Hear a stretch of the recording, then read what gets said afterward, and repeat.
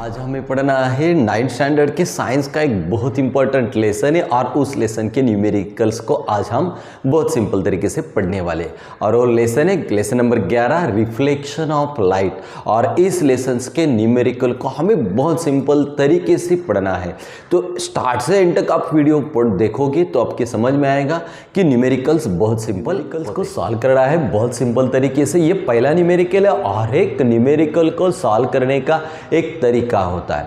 तो पहले न्यूमेरिकल को सही ढंग से हमें पढ़ना पड़ेगा। देखो क्या है, एन ऑब्जेक्ट ऑफ हाइट कितनी है 7 centimetre kept at a distance, कितना डिस्टेंस है 25 सेंटीमीटर। और सबसे इंपॉर्टेंट चीज in front of concave mirror है the focal length of mirror. तो फोकल लेंथ मेरे पास 15 सेंटीमीटर है। What distance from mirror to get a clear image, तो मुझे इमेज ढूंढनी है। What will be size, size ढूंढनी है और उसका नेचर ढूंढना है। तो पढ़ने के बाद सब कुछ क्लियर होता है मुझे क्या ढूंढना है और क्या देके रखा है। तो हर एक एग्जाम्पल को सॉल्व करने के लिए पहला स्टेप होता है गिवन। तो पढ़ो यहां से, an object of height, height मतलब h कितनी है 7 सेंटीमीटर। ये पहली मिली, बहुत सिंपल थी।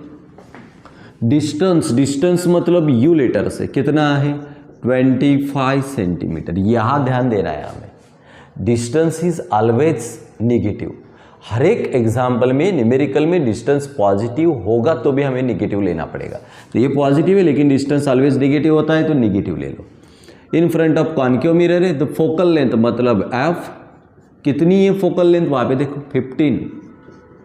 अब भी फोकल लेंथ कॉन्केव मिरर की क्या होती है नेगेटिव, ये पॉजिटिव है लेकिन हमें क्या लेनी पड़ेगी नेगेटिव लेनी पड़ेगी। क्यों मिरर है तो कॉन्केव मिरर का फॉर्मूला हमारे पास है 1/f is equal to 1/v plus 1/u। अब हमें वैल्यू को पुटअप करना है 1/f, f मेरे पास कितना था -15 is equal to 1/v plus 1/u, u मेरे पास कितना है -25। तो वैल्यू को पुटअप करके ले लाए।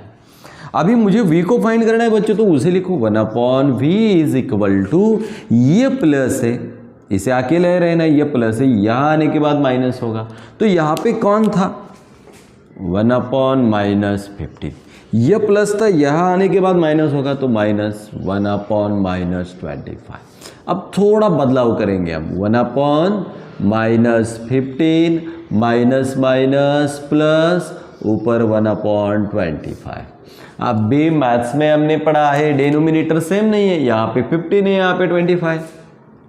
तो जब भी डिनोमिनेटर सेम नहीं है तो उसका गुना कर दो -15 इंटू 25। अब क्या करेंगे उनका क्रॉस मल्टीप्लीकेशन, 25 1 जा 25 और -15 1 जा -15।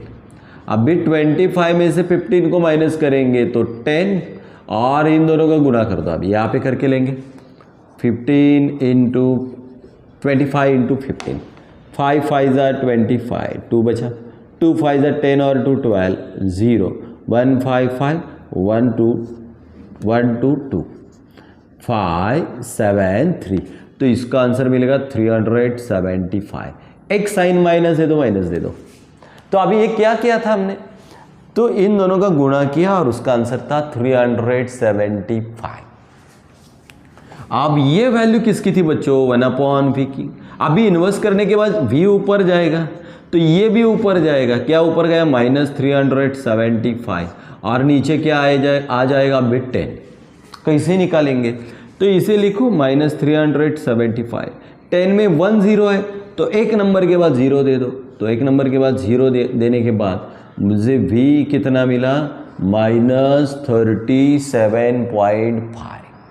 अब हमें मैग्निफिकेशन को निकालना है। m इज इक्वल टू क्या फॉर्मूला था h2/h1 is equal to -v/u। तो h2 मेरे पास नहीं है, मुझे साइज निकालने, लेकिन h1 मैंने निकाला था कितना था 7 is equal to minus v भी अभी मेरे पास है कितना है -37.5 अपॉन v भी मेरे पास था, u मेरे पास था क्या था -25।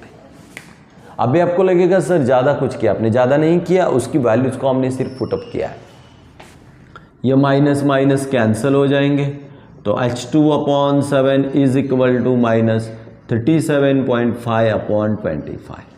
अब हम क्रॉस मल्टीप्लिकेशन करेंगे, H2 को इससे गुनेंगे, H2 into 25 is equal to minus, अब भी इससे गुना करेंगे 7 इंटू 37.5। हमें H2 को निकालना है, उसे जगह पे रखा हमने। अब भी ये 25 मल्टीप्लाइड है, यानी के बाद डिवाइड, -7 इंटू 37.5 अपॉन 25। अब इनका डिवाइड करके लेते हैं यहाँ पे, अभी जगह भी नहीं है हमारे पास। 25 से डिवाइड करेंगे 375 को, 25 1 जा 25, 2 1 5, 25 5 जा 125, तो हमें कितना मिला 15। ओके, तो अभी 15 इंटू 7, 15 7 जा 105, लेकिन डेसिमल एक नंबर के बाद है तो एक नंबर के बाद डेसिमल दे दो और ये माइनस का साइन, तो मुझे H2 कितना मिलेगा -10.5। तो बच्चों बहुत लंबा एग्जाम्पल लग रहा है लेकिन बहुत सिंपल है।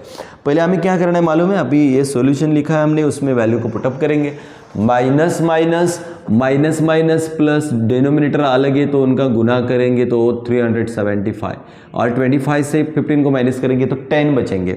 अभी ये ऊपर जाएगा, ये 10 नीचे आएगा, तो 37.5 आंसर मिला। बाद में हमने इस फॉर्मूले का इस्तेमाल किया, m is equal to H2 upon H1 is equal to minus P upon U। तो फार्मूले में वैल्यू पुटअप करने के बाद ये दोनों ही माइनस थे तो हमने निकाल दिया और क्रॉस मल्टीप्लिकेशन किया इनका, 25 मल्टीप्लाइड था, यह आने के बाद डिवाइड होगा, तो 15 7 जा 105, तो एक नंबर के बाद डेसिमल है, तो एक नंबर के बाद हमने डेसिमल दिया और एग्जाम्पल को सॉल्व किया। तो इसी तरह से इन एग्जाम्पल को हमें सॉल्व करना है और प्रॉपर तरीके से हमने इसे सॉल्व किया है।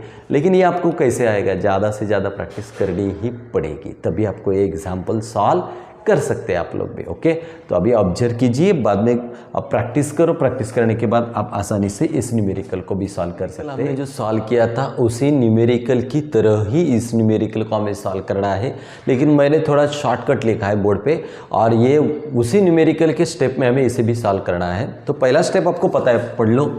10 centimetre long stick kept in front of, कौन सा मिरर है, अब भी कॉन्केव मिरर ही है, हैविंग फोकल लेंथ, उसका फोकल लेंथ कितना है 10 सेंटीमीटर है, stick closest to pole at a distance of, distance कितना है 20 centimetre, what will be the length of image. वही स्टेप से सॉल्व करेंगे। पहले हमें लिखना है गिवन, तो देखो 10 सेंटीमीटर लॉन्ग है मतलब हाइट है, पहली हाइट है कितनी है 10 सेंटीमीटर, यह तो सिंपल है। दूसरा देखो कॉन्केव मिरर है और उसका फोकल लेंथ मतलब एफ कितना सेंटीमीटर है 10, और हमने पिछले एग्जाम्पल में भी पढ़ा था कॉन्केव मिरर की फोकल लेंथ क्या होती है नेगेटिव, तो नेगेटिव कर दो। पोल डिस्टेंस, डिस्टेंस मतलब u कितना है 20 सेंटीमीटर है, और पिछले एग्जाम्पल में हमने पढ़ा था डिस्टेंस ऑलवेज क्या होता है नेगेटिव होता है, ये पॉजिटिव है इसे भी नेगेटिव ले लो। अभी टू फाइंड, तो क्लियर है हमें क्या फाइंड करना है इमेज, और दूसरा हमें हाइट को फाइंड करना है, साइज फाइंड करनी है तो H2 सॉल्यूशन। तो अभी क्लियर फार्मूला कौन सा है बच्चों, यहाँ पे कॉन्केव मिरर है तो मिरर का ही फार्मूला इस्तेमाल होगा। क्या फार्मूला था 1/f is equal to 1/v plus 1/u।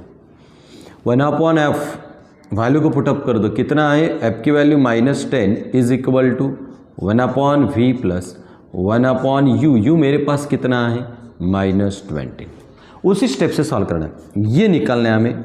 1/v को इसको जगह पे रखा, अभी जगह पे रखने के बाद देखो एक बदलाव करेंगे हम यहाँ पे, तो अभी आसान हो जाएगा। -1/10 is equal to 1/v plus minus 1/20।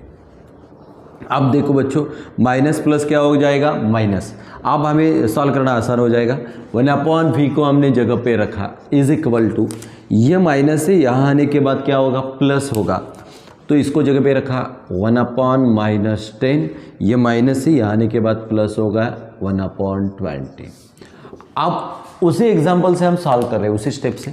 Denominator अलग है तो उनका गुणा करेंगे, तो क्या क्या है यहाँ पे -10 इंटू 20, बाद में क्रॉस मल्टीप्लिकेशन 20 1 जा 20, -10 1 जा -10, 1/v। देखो बहुत सिंपल है, 20 में से 10 को माइनस करेंगे तो 10 बचेंगे। अभी देखो 10 इंटू 20 200 बनेगा, लेकिन साइन होगा माइनस, तो 1/v की वैल्यू मुझे मिली 10/-200। मुझे सिर्फ v चाहिए तो इन्वर्स किया मैंने, v ऊपर जाएगा 1 नीचे आएगा। इसी तरह से अभी -200 ऊपर जाएगा और ये 10 नीचे आएगा, 0 0 कैंसल, तो मुझे मिला 20 सेंटीमीटर। तो v कितना मिला मुझे 20 सेंटीमीटर। कितना मिला -20 सेंटीमीटर। तो ये सिंपल तरीके से हमने सॉल्व करके जा गए। हम गिवन लिखा, टू फाइंड लिखा, मिरर का फार्मूला लिखा, वैल्यू को पुटअप किया, लेकिन एक बदलाव किया हमने, प्लस माइनस माइनस कर दिया, ये माइनस ये आने के बाद प्लस हो जाएगा। डिनोमिनेटर अलग है उनका गुना कर दिया, बाकी क्रॉस मल्टीप्लिकेशन 20 × 1 20, 10 1 = 10, 20 में से 10 को माइनस करेंगे तो 10 ही बचेंगे। 20 × 10 200 होगा, इन्वर्स करेंगे तो ये 10 नीचे आ गया, 200 ऊपर गया, तो हमारा आंसर ही मिला -20। अब हमें क्या करना है, मैग्नीफिकेशन को निकालना है। Now m is equal to h2/h1 is equal to -v/u। तो अभी देखो h2 मेरे पास निकालना है, मेरे पास नहीं है। h1 मेरे पास था, कितना था 10 इज इक्वल टू -v, मेरे पास कितना आ गया -20/u। u कितना है मेरे पास -20।